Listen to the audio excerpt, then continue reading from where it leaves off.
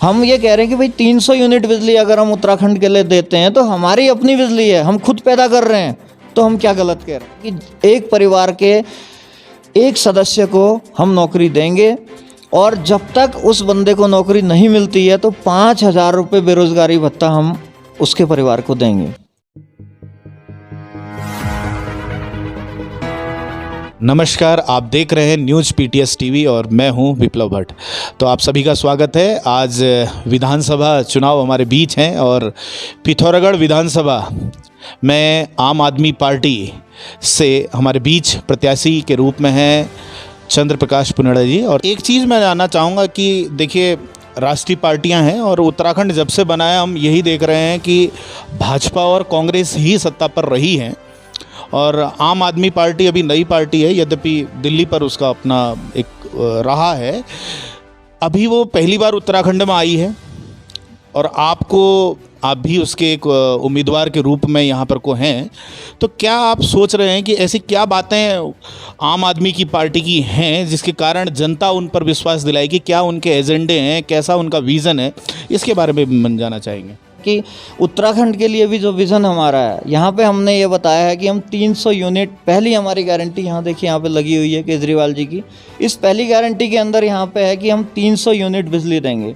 अब इसको मैं आपको थोड़ा सा ब्रीफ करूँगा सर, क्योंकि दिल्ली के अंदर जो है 200 यूनिट बिजली हमने अपने जनता को दी हुई है और जिस जनता के पास 2-2, 5-5 हज़ार, 7-7, 8-8 हज़ार रुपये के बिल आते थे, आज उनके बिल बिल्कुल शून्य आ रहे हैं। दिल्ली के अंदर 70% जनता के जो है बिल हैं वो शून्य हैं।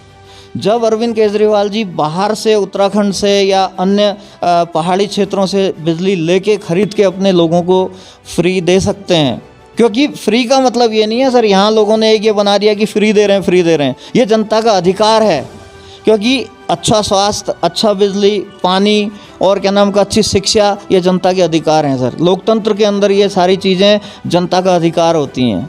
तो ये जो सारी चीज़ें यहाँ पे उन्होंने करी, हम ये कह रहे हैं कि भाई 300 यूनिट बिजली अगर हम उत्तराखंड के लिए देते हैं तो हमारी अपनी बिजली है, हम खुद पैदा कर रहे हैं, तो हम क्या गलत कह रहे हैं सर। तो पहला हमने ये दिया। दूसरी बार जब हमारा जो दूसरी गारंटी आई थी तो वो गारंटी ये थी कि हम 1 लाख रोज़गार यहाँ पे हम लेके आएंगे। जैसे ही हमारी सरकार आएगी 1 लाख रोज़गार हम देंगे, क्योंकि आज की डेट में इस जो ये वाली सरकार अभी हमारी जो चल रही है, इन्होंने 56,000 जो पद हैं हमारे वो दबा के रखे हुए हैं। जनता के अंदर जो 70% हमारा युवा है वो त्राहिमाम कर रहा है, रोज़गार की हालत बहुत ख़राब है। तो ऐसी स्थिति में 1 लाख रोज़गार, और हमने सीधे सीधे ये कहा है कि एक परिवार के एक सदस्य को हम नौकरी देंगे और जब तक उस बंदे को नौकरी नहीं मिलती है तो 5,000 रुपये बेरोज़गारी भत्ता हम उसके परिवार को देंगे। क्योंकि आज युवाओं के अंदर बहुत फ्रस्ट्रेशन है सर।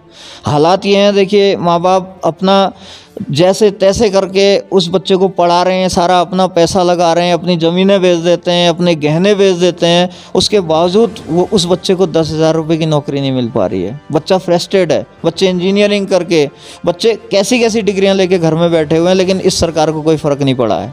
चाहे वो भाजपा की सरकार हो, चाहे कांग्रेस की सरकार हो, इन 20 सालों के अंदर ये चीज़ तो ये खूब कहते आए हैं कि भाई उत्तराखंड का पानी और उत्तराखंड की जवानी जो है नीचे चली जाती है, काम नहीं आती है। तो हम ये कहते हैं सर कि उत्तराखंड की जवानी और उत्तराखंड के पानी के ऊपर आपने कभी काम करने की कोशिश ही नहीं की। तो यहाँ पे हम इसके ऊपर काम करेंगे सर।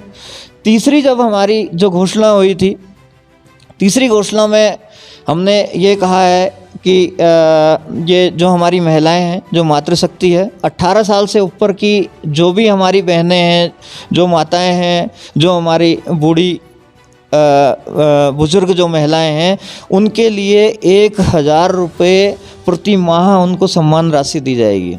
उसका कारण है सर, कारण क्या है कि हमारी जो अर्थव्यवस्था है उत्तराखंड के अंदर महिलाओं के ऊपर टिकी हुई है। सारा काम महिलाएं करती हैं, दिन भर थकती हैं, सुबह 5 बजे से लेके वो काम करना शुरू कर देती हैं, रात के 11-12 बजे तक वो काम करती रहती हैं, लेकिन उनको जो उनका श्रम है सर, उसकी कोई कीमत नहीं उनको मिल पाती है।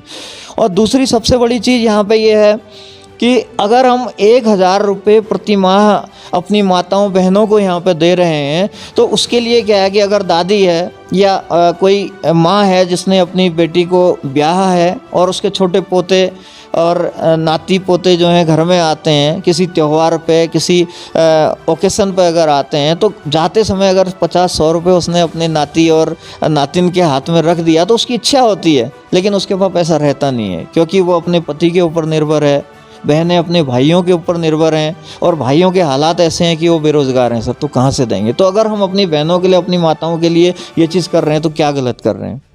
और दूसरी चीज़ मैं ये बता रहा हूँ कि ये सारी चीज़ इन पार्टियों ने बोला जी आप देंगे कहाँ से। तो मैं इसका सीधा सा आपको एक उदाहरण बताता हूँ सर। एक हमने दिल्ली के अंदर एक ब्रिज बनाया, आम आदमी पार्टी ने, सिग्नेचर ब्रिज आई थिंक। तो वहाँ पे सर शीला दीक्षित जी की सरकार में आज से 10 साल पहले उसका जो है सारा डिज़ाइन तैयार किया गया था, और उसकी जो एस्टिमेट था वो एस्टिमेट तकरीबन 450 करोड़ रुपए दिया गया था आज से 10 साल पहले। अगर ये सरकारें होती, चाहे वो कांग्रेस होती चाहे भाजपा होती, तो आज से 10 साल पहले 450 करोड़ रुपए का पुल, मुझे नहीं लगता कि ये तकरीबन 1000-2000 करोड़ से नीचे बन रहा होता। लेकिन अरविंद केजरीवाल जी ने वही ब्रिज जो आज से 10 साल पहले 450 करोड़ रुपए, और इन्फ्लेशन की रेट कहाँ पहुँच गई है आप देख लीजिए, महंगाई कहाँ पहुँच गई है, लोहा महंगा है, सीमेंट महंगा है, श्रमिक हमारे महंगे हो चुके हैं, इसके बावजूद वो जो ब्रिज 450 करोड़ का था उसको 250 करोड़ में उन्होंने बना दिया सर।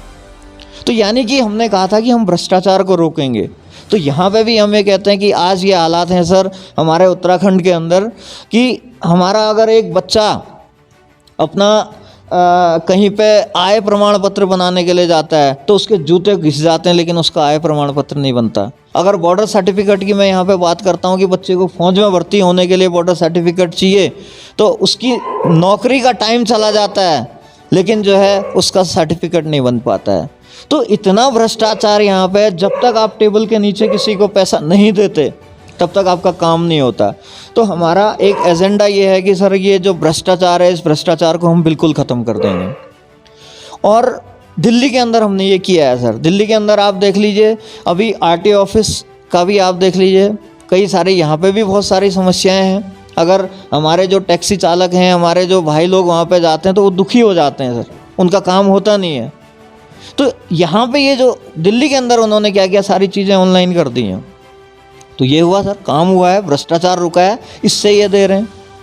चौथी चीज़ मैं यहाँ पे आपको ये बताना चाहूँगा कि हमारे जो पूर्व सैनिक हैं, पूर्व सैनिकों के लिए हमने एक योजना और अभी यहाँ पे घोषणा की थी सर। उस घोषणा के अंदर हमने ये कहा कि जो भी पूर्व सैनिक आते हैं उनको दोबारा से हम यहाँ पे नौकरी देंगे।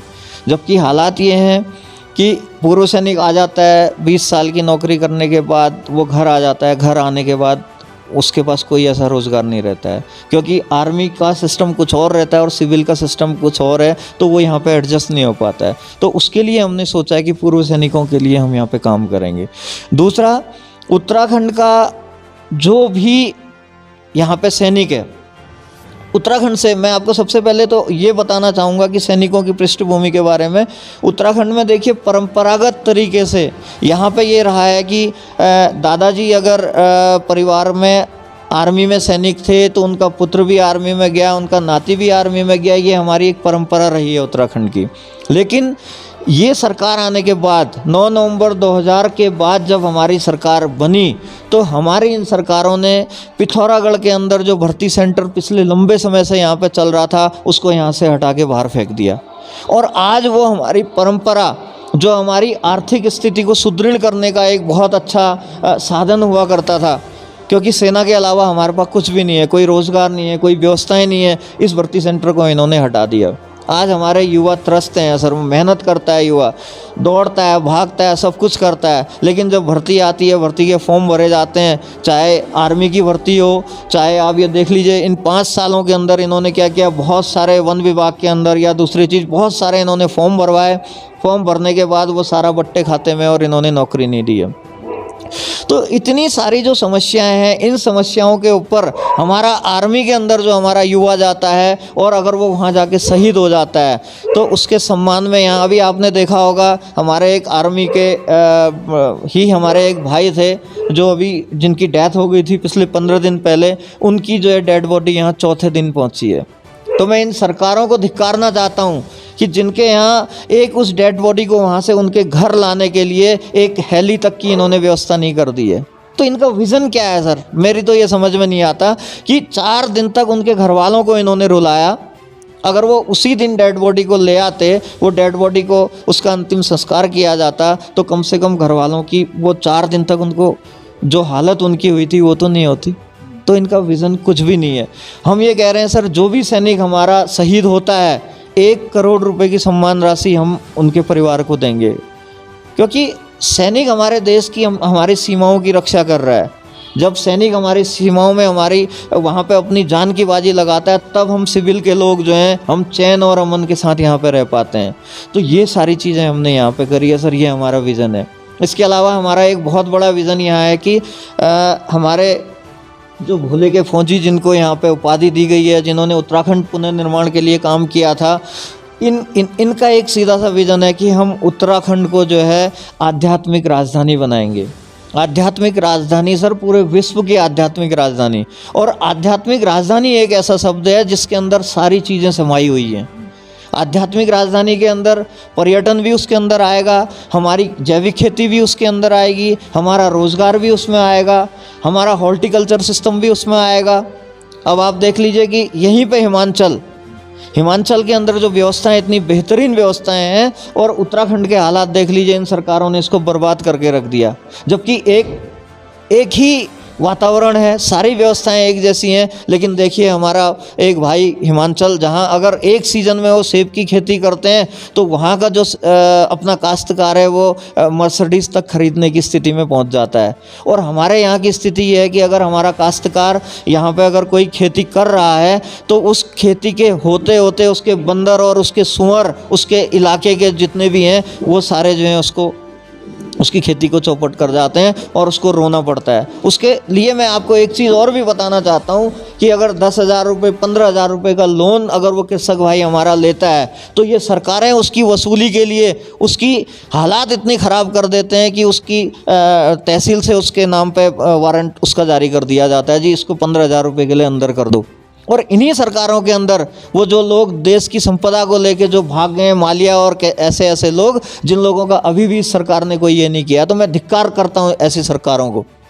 तो मैं ये चाहता हूँ सर, उत्तराखंड के अंदर जो व्यवस्थाएं यहाँ पे हम लोगों ने जिस चीज़ के बारे में जो एजेंडा है, आज कल में हमारा मैनिफेस्टो भी यहाँ पे आ जाएगा और हम उस मैनिफेस्टो पे अडिग हैं। और मैं पिथौरागढ़ की जनता के लिए वो सारे काम करने के लिए 24/7 में यहाँ पे रहूँगा सर। खबरों में बने रहने के लिए न्यूज़ PTS टीवी को सब्सक्राइब करें और बेल आइकन दबाएं, और साथ ही फेसबुक पर न्यूज़ PTS टीवी पेज को लाइक या फॉलो करें।